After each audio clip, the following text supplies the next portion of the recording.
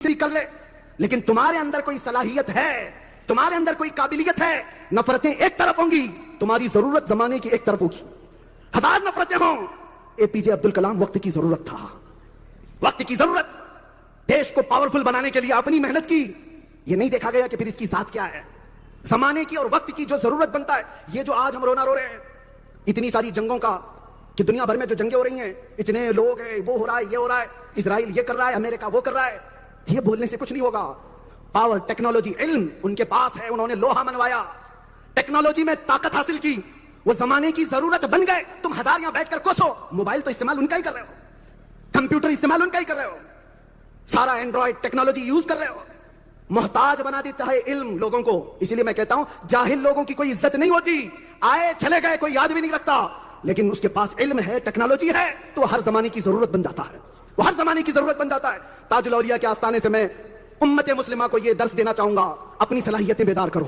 तुम सिर्फ खाने पीने और सोने के लिए नहीं आए हो, तुम्हारी नुमाइंदगी डिपार्टमेंट में भी होनी चाहिए, तुम्हारी नुमाइंदगी हर शोबे के अंदर होनी चाहिए। सिस्टम का हिस्सा बनो, इल्म में कमाल हासिल करो, फिर देखो कितने लोग नफरत करते हैं। नफरत हमारी जिहालत की वजह से हो रही है, नफरत हमारे अमाल की वजह से हो रही है, और जो बेजा नफरत करता है वो उल्टे मुंह गिर जाता है। लेकिन अगर तुम्हारे पास सलाहियत है और इल्म है, टेक्नोलॉजी है, तो ऐसों से दुश्मनी करके वो खुद बर्बाद होगा। जाहिलों से तो सब नफरत करते हैं। इसलिए मेरे मुस्तफा का मिशन है, जाहिल ना बनो, जाहिल ना बनो। पूरे नौजवानों से 10वीं पास, 12वीं पास, उसके बाद क्या कर रहा है, क्या कर रहा है? नुक्कड़ पे खड़ा हुआ है, सिगरेट फूंक रहा है, गुटखा खा रहा है, यही तुम्हारी लास्ट, तुम्हारा एम यही है, यही टारगेट है, यही मकसद है। एक वक्त वो था, पूरी दुनिया को साइंस हमारे उलमा ने अता किया है। अलजिब्रा किसका इजाद किया हुआ है? जाबिर बिन हय्यान का। मेडिकल साइंस में जाओ, फखरुद्दीन राजी का नाम आज भी जिंदा है। कैलिफोर्निया यूनिवर्सिटी में सर्जरी पर लिखी जाने वाली सबसे पहली किताब बू अली सीना की है। उलमा इस्लाम ने कितने उलूम दिए। अब्बास बिन फरनास जिसने सबसे पहले उड़ना सिखाया, उसी के फार्मूले पर बाद में एरोप्लेन बनाए गए। वो लोग टेक्नोलॉजी के माहिर थे, केमिस्ट्री में, फिजिक्स में, ज्योग्राफी में। उलमा इस्लाम ने बहुत बड़ा किरदार अपनाया। लेकिन एक बात और भी मैं बता दूं, ये हम कह कह करके रहेंगे हमारे उलमा वो थे, हमारे उलमा ये थे, तो असर नहीं होगा। दुनिया ये पूछेगी तू क्या है, तेरे बाप दादाओं की मत कहे, तेरी बता तू क्या है।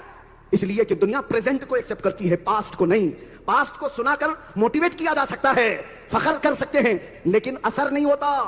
असर प्रेजेंट का होगा। जैसे अपने बाप दादा की तारीख बयान कर रहे हो, वैसे बन करके दिखाओ, तो फिर हर जलवा तुम्हारा है, हर जमीन तुम्हारी है।